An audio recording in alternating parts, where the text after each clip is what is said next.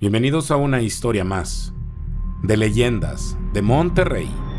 A veces creemos conocer los rincones de nuestro barrio y a quienes viven en él, hasta que una noche todo cambia. Lo que parecía cotidiano se vuelve extraño, y algunos secretos, ocultos tras la vida diaria, salen a la luz. En cada calle hay historias que pasan desapercibidas. Este relato cuenta lo que le ocurre a una persona olvidada, y cómo el abandono puede volverse más aterrador que cualquier sombra. Mi historia de miedo ocurrió hace algunos años. Pasó en mi colonia, en una etapa en la que el ambiente siempre se sentía pesado. La gente vivía con problemas encima, y eso se notaba en las calles. En la mía, los olores eran constantes y desagradables. Fritanga, gasolina y el polvo que levantaban los microbuses al pasar. Los fines de semana el aire se llenaba de humo por las parrillas y la música a todo volumen no dejaba descansar a nadie. Esa tarde, sin embargo, algo fue distinto. El aire se volvió raro, cargado, como si hubiera algo echándose a perder muy cerca, una sensación incómoda que no se iba. Yo estaba en la cocina tratando de concentrarme en lo mío, mientras de la casa de enfrente seguía saliendo música de cantina. Llevaban varios días celebrando los 15 años de una muchacha y el ruido ya era parte del fondo, como si nunca se fuera a acabar. Fue entonces cuando escuché otro sonido. No fue un toque normal en la puerta. Primero fue un rascado insistente y luego 3 golpes secos que hicieron vibrar la madera vieja. «Ofelia, Ofelia, por favor». Reconocí de inmediato la voz de doña Esther, mi vecina. Sonaba débil, quebrada, como si le costara trabajo hablar. Al abrir la puerta, el olor me golpeó de lleno. Una náusea tan fuerte que tuve que cubrirme la boca. Doña Esther vivía junto a mí, pero casi nunca se acercaba. Esa tarde se veía encorvada, envuelta en un chal sucio. Tenía los ojos amarillentos y abiertos de par en par, llenos de miedo. Pero lo peor no era su aspecto. Era el olor que salía de ella. Un hedor a mugre de días y sudor viejo que me revolvió el estómago. «Hay hombres en mi casa, Ofelia», me dijo sujetándome el brazo con una fuerza que no le conocía. «Hombres vestidos de negro. Entraron sin forzar nada, solo están ahí, parados, mirándome». Sentí un escalofrío. En esta colonia que alguien se metiera a tu casa no era raro, y muchas veces significaba algo peor. No lo pensé demasiado. La metí al pequeño recibidor, aunque el olor que traía consigo invadió la sala de inmediato. Tomé el aromatizante y rocié el aire sin decir nada. «Voy a llamar a la policía, doña Esther. Quédese aquí», le dije, tratando de que mi voz sonara tranquila, mientras marcaba al 911. «No se van a ir», dijo ella, sentándose en la orilla de una silla, con la mirada fija en la pared que compartíamos. «Vinieron a cobrar el espacio». Yo seguía en la línea cuando empezó el sonido. Al principio fue algo extraño, como si alguien arrastrara un mueble pesado sobre un piso lleno de arena. Un rechinido largo, irregular, luego cambió. Eran voces, no voces normales, no humanas. Eran vibraciones profundas, tan bajas que las sentía más en los dientes que en los oídos. Un murmullo constante, una letanía de sílabas sin sentido que venían directamente de la casa de doña Esther. «¿Escucha eso?», le pregunté con el teléfono pegado a la oreja. Ella no respondió. Estaba rígida, con los ojos clavados en la pared. Sus labios se movían apenas, como si rezara o como si le temblaran. «¿Quiénes son, doña Esther? ¿Ladrones? ¿Gente de la colonia?», insistí mientras sentía una incomodidad y temor a que sucediera algo grave. Muy despacio giró la cabeza hacia mí. Sus pupilas parecían hundidas en la negrura, sin emoción alguna, como si ya no estuviera del todo ahí. «No son gente, niña», dijo con una calma que me heló la sangre. «Son los que cuidan lo que se queda atrás». No entendí nada, pero la forma en que lo dijo me erizó la piel. Entonces se oyó un golpe seco y brutal del otro lado de la pared, como si algo pesado hubiera caído al suelo. Después vino un ruido largo y bajo, un siseo que se deslizaba pegado a los muros, moviéndose de un cuarto a otro, cada vez más cerca. Yo seguía con el teléfono en la mano, esperando escuchar la sirena, pero la patrulla no llegaba. Sentí que algo no estaba bien. Me quedé quieta, con el cuerpo tenso y el oído atento, esperando otro ruido que confirmara ese miedo. No sé cuánto tiempo pasó hasta que el silencio se rompió con el sonido de una sirena. Las luces rojas y azules de la patrulla comenzaron a rebotar contra las fachadas despintadas de la calle, metiéndose por las ventanas. La camioneta se detuvo frente a la banqueta. 2 oficiales bajaron sin prisa, acomodándose el cinturón y mirando alrededor con la expresión cansada de quien espera otra discusión de vecinos o una borrachera más.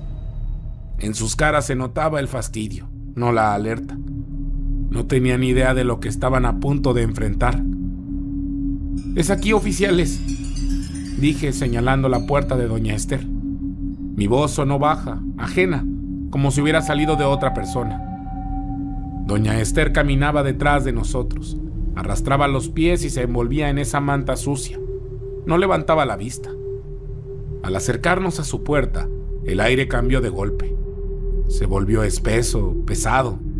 No era solo un mal olor, era algo que te cerraba la garganta y te hacía dar un paso atrás sin pensarlo.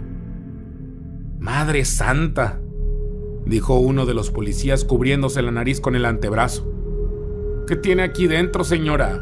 ¿Un animal muerto?» «Los hombres», susurró ella sin reaccionar al comentario. «Están en la cocina. Se quedan quietos como estatuas». El oficial más joven sacó la linterna y empujó la puerta. Lo que la luz reveló no parecía una casa. No había piso visible. Caminamos sobre una costra crujiente de basura acumulada durante meses. Bolsas rotas, periódicos viejos, pañales, envases, ropa raída y restos de comida cubiertos de moho. Pero lo peor estaba en las repisas. Había filas de frascos de vidrio llenos de heces y orina, acomodados en un orden enfermizo. «Cuidado donde pisan», advirtió el otro policía. Era inútil. Cada paso se hundía en una masa blanda. Miré al suelo y sentí que el estómago se me volteaba. Cientos de gusanos blancos se retorcían entre la basura. Entonces entendí el zumbido que había escuchado antes. No eran voces, eran moscas. Miles de ellas se levantaron de golpe, formando una nube negra que nos golpeó el rostro y llenó el aire de una fetidez casi imposible de soportar. «¡Policía! ¡Salgan con las manos en alto!», gritó el oficial. Su voz tembló. No supe si lo hizo por protocolo o para convencerse a sí mismo de que seguía en control. Avanzamos por el pasillo. A los lados había cuerpos secos de varios gatos, tirados en posiciones torcidas. Sus costillas sobresalían de la piel tiesa como agujas. Revisamos todo. La cocina cubierta de grasa negra, el baño desbordado de inmundicia, las habitaciones bloqueadas por montones de ropa podrida. No había nadie, ni hombres de negro, ni intrusos, ni sombras. «Aquí no hay nadie, doñita», dijo el oficial saliendo casi a tropezones hacia la calle, buscando aire limpio. «La señora no está bien de sus facultades. Esto no es un robo, es un foco de infección». Se secó el sudor de la frente y me miró con una mezcla de lástima y fastidio. Habrá que ver quién se hace cargo de ella. Vamos a dar aviso al DIF para que atiendan el caso y limpien este lugar. Aquí no hay criminales, solo mugre. Doña Esther se quedó de pie en medio de su propio caos. Miraba fijamente un rincón oscuro de la sala, justo donde la linterna no alcanzaba. «Se escondieron», dijo en un susurro firme, seguro. «Se metieron en las paredes cuando vieron la luz, pero siguen aquí. Ofelia, puedo oírlos respirar, están ahí». Quise creerle a la policía. Quise pensar que todo se explicaba por la edad, la enfermedad y la acumulación. Pero mientras los oficiales se alejaban, juré ver, por un instante, cómo el aire en ese rincón se movía. como si algo se acomodara ahí dentro. Una forma vaga, una sombra escondiéndose entre la basura. Los días siguientes no fueron vida, fueron espera. La policía se lavó las manos dejando un reporte más. Los que dijeron que vendrían a hacerse cargo de doña Esther y de la limpieza solo aparecieron una vez. Después me pidieron que le echara un ojo mientras ellos resolvían. Intenté contactar a servicios sociales. Busqué a algún familiar, nadie respondió. Nadie quiso saber. Solo pude dejar un mensaje al único hijo que, según decían, tenía doña Esther, aunque dudaba que fuera real. Mi casa dejó de ser un refugio. El hedor de la casa de al lado no respetaba paredes. Se filtraba por los enchufes, por debajo de las puertas, se pegaba a las cortinas y a mi piel. Empecé a vivir con pañuelos empapados en perfume amarrados a la cara. Las moscas llegaron después. Esas mismas moscas negras y gordas que había visto sobre los frascos comenzaron a aparecer en mi cocina. Se posaban sobre mi comida con sus patas sucias, venidas directamente de la inmundicia de la casa de doña Esther. Pero la noche era lo peor. El insomnio se volvió permanente. Me sentaba en la oscuridad de la sala con la oreja pegada a la pared que compartíamos. Sudaba frío. La casa de doña Esther no dormía. Primero fueron los crujidos. No eran los sonidos normales de una casa vieja asentándose. Sonaban como si toneladas de basura se movieran solas, deslizándose y cayendo unas sobre otras. Imaginaba los frascos rodando, los periódicos viejos rompiéndose bajo un peso que no podía ver.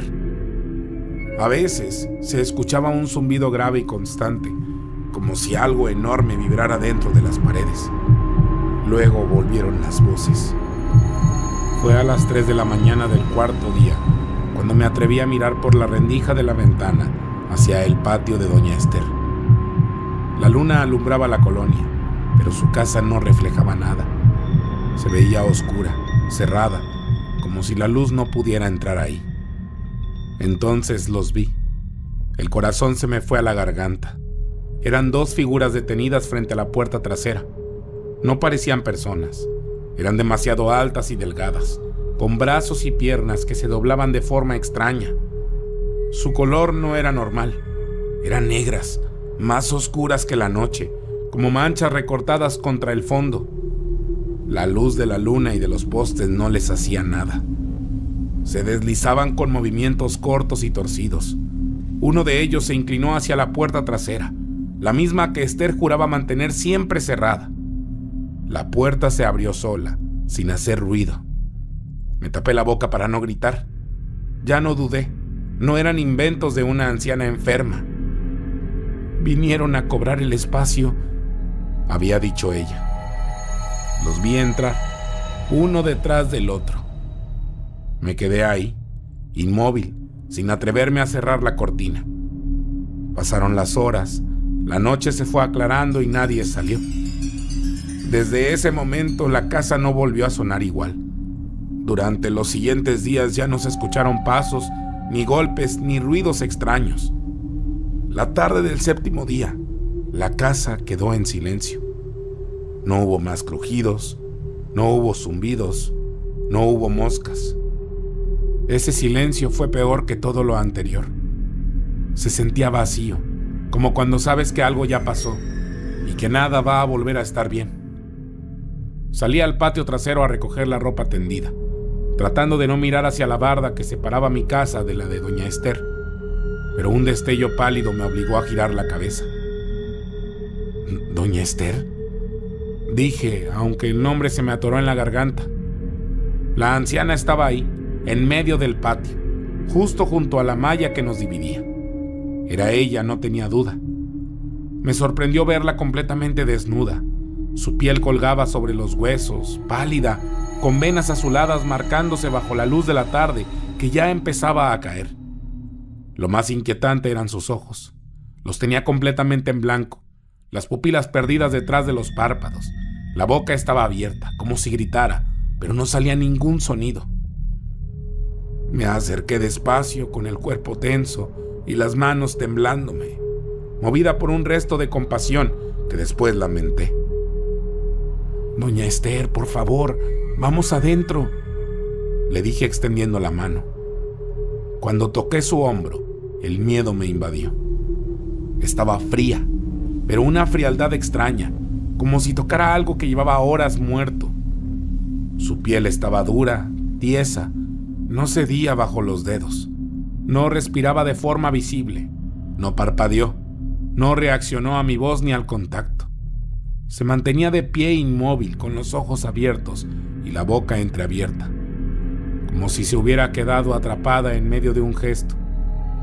Parecía una figura abandonada en mi patio, una estatua. Tragué saliva, no sabía a quién llamar ni qué hacer. Sentí rabia, cansancio y miedo, todo junto. Ya estaba harta de los problemas que no me correspondían, pero no podía dejarla ahí, expuesta. Con mucho esfuerzo la envolví en una sábana. Su cuerpo pesaba demasiado para alguien tan delgada. Al moverla, apenas flexionaba las piernas, como si no le respondieran. Cada vez que mis dedos tocaban su piel, un escalofrío me subía por la espalda. La llevé casi arrastrando hasta su casa y después de varios intentos, logré meterla adentro. Avancé con cuidado entre montones de basura y el zumbido constante de las moscas. La llevé hasta su habitación y la acosté sobre el colchón, que olía a años de suciedad y abandono. La cubrí con la sábana, escondiendo la piel pálida y fría que todavía sentía bajo mis dedos. Salí de ahí sin mirar atrás. «Descanse, doñita, ya voy por ayuda», susurré. No respondió. Sus ojos blancos seguían fijos en el techo, inmóviles, como si miraran algo que yo no podía ver. Salí a la calle buscando aire. Me sentía mareada, con el estómago revuelto. En ese momento, un sedán oscuro se detuvo frente a la acera. Un hombre bajó de golpe, con el rostro tenso y los ojos llenos de preocupación. «Soy Yair», dijo sin rodeos, «el hijo de Esther. Vine desde Estados Unidos. No contestaba las llamadas y vi el mensaje que dejó. Usted es su vecina». Asentí. Empecé a hablar sin pensar, soltando todo de golpe. Le conté sobre los hombres de negro que decía ver mi vecina, la policía, el estado de la casa y cómo la había encontrado desnuda en mi patio, rígida y helada. El hombre palideció. Apretó las llaves del auto con tanta fuerza que los nudillos se le pusieron blancos. «Está adentro», le dije. «La acabo de acostar. Está muy mal, muy fría». Entramos juntos. Yair dio un paso y se detuvo, llevándose la mano a la boca. El hedor a heces, orina y podredumbre era insoportable, como si se hubiera quedado pegado al aire. Aún así avanzó, empujado por la urgencia y algo que parecía culpa. «Mamá, ya estoy aquí», gritó, con la voz quebrada. Mi corazón latía tan fuerte que me dolían los oídos. Señalé el colchón. «Ahí está, la dejé justo ahí». Me quedé paralizada. Yair encendió la linterna del celular y recorrió la cama con el haz de luz. Estaba vacía. La sábana que yo había puesto seguía ahí, arrugada y empapada en un líquido oscuro y espeso que desprendía un olor insoportable. Pero doña Esther no estaba. «Usted dijo que estaba aquí», me gritó Yair con el miedo convertido en rabia. «¿Dónde está mi madre?» «Yo la puse ahí», respondí retrocediendo. No podía moverse, no podía ni sostenerse. Empezamos a buscar a ciegas, empujando basura y frascos con los pies. Yair gritaba su nombre mientras tiraba montones de desperdicios. Entonces lo escuchamos. No era un grito, era un rascado. Uñas largas arañando el cemento, moviéndose rápido, demasiado rápido, por debajo de la basura y en los rincones donde la luz no llegaba. Yair revolvía todo con desesperación, lanzando harapos y periódicos al aire. Yo me quedé inmóvil en medio de la cocina con la piel erizada. El sonido no venía del suelo, venía de las paredes. «Yair, detente», grité, y no me escuchó. Metió las manos en un montón de cobijas sucias que bloqueaban la entrada a un pequeño armario bajo la escalera. De un tirón despejó la entrada y la linterna iluminó el interior. Y el tiempo se detuvo. Ahí estaba doña Esther, encogida en una posición imposible, hinchada y oscura, con la piel reventada en varias partes. Un olor fétido nos golpeó y nos obligó a retroceder. Los gusanos se movían por lo que alguna vez fue su vientre. Yair cayó de rodillas. Vomitó mientras las cucarachas comenzaban a treparle por las piernas. «No», susurré mirando mis manos. «La había tocado hace minutos. La había sentido fría, rígida, pero viva». Cuando movimos el cuerpo, la luz de la linterna iluminó el fondo del armario. El piso estaba limpio, sin basura. El cemento mostraba surcos profundos, hechos con algo irregular. Dientes de animal, mechones de cabello. Desde el rincón más oscuro de la habitación, vi la sábana que había dejado sobre la cama vacía. Se levantó sola desde el centro, como si algo invisible la sostuviera. No gritamos, nos quedamos paralizados, mirando cómo se movía. Salimos corriendo, empujándonos entre la basura, con el miedo clavado en la espalda. Dejamos atrás el cuerpo podrido y la casa, que parecía cerrarse sobre sí misma, respirando con un olor que aún se pegaba a nuestra ropa. Pasaron días antes de que alguien pudiera entrar de nuevo. La limpieza duró semanas, pero nunca fue suficiente. Bajo la cama encontraron agujeros cavados a mano. Dentro había más frascos, restos secos y objetos envueltos en trapos, cosas que nadie quiso explicar con detalle. El hijo finalmente se marchó, incapaz de quedarse más tiempo entre aquel hedor y la escena que había descubierto. Me dejó sola con la casa y con todo lo que había pasado, con la sensación de que algo de doña Esther todavía flotaba en el aire. Durante días intenté ordenar lo que podía, pero la basura y el olor eran demasiado. La limpieza tardó semanas y aún así nunca fue suficiente. Después de eso, la casa quedó silenciosa, pero algo permaneció. Cada noche, al cerrar las luces, el hedor a carne vieja parecía filtrarse por las paredes. A veces creía ver sombras moverse en el patio, proyectadas por algún objeto que caía o simplemente por la luz de la calle. Mi mente sabía que eran proyecciones, pero el instinto me mantenía alerta. Aprendí a vivir con esa incomodidad, con el recuerdo de lo que vi y de lo que sentí al tocarla. El miedo no desapareció, se volvió parte de mi vida diaria. La policía y los servicios sociales habían hecho lo que podían, pero cada sombra, cada crujido en la casa de al lado me recordaba que algo de doña Esther todavía flotaba en el aire y que yo nunca podría olvidarla. Historia basada en eventos reales. Adaptada por Eduardo Liñán, el escritor del miedo. Te dejamos su fanpage en la descripción del video. Si te gustó la historia, dale like y compartir. No olvides darle clic en la campanita para avisarte cada vez que tengamos un nuevo video.